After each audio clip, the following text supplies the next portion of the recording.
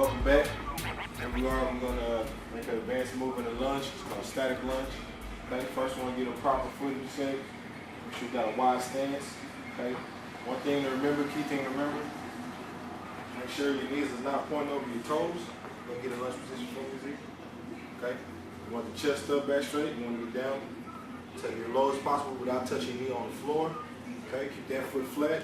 The back heel is gonna stay up. Take it down. Back up, okay? Exhale on your way up. Inhale on your way down, back up, okay?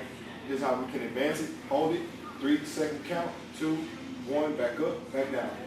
3, 2, 1, back up, back down. All right? 2, 1, up, back down. Hold it, hold it, hold it. Let's play that. Relax. Thanks, y'all. Boom.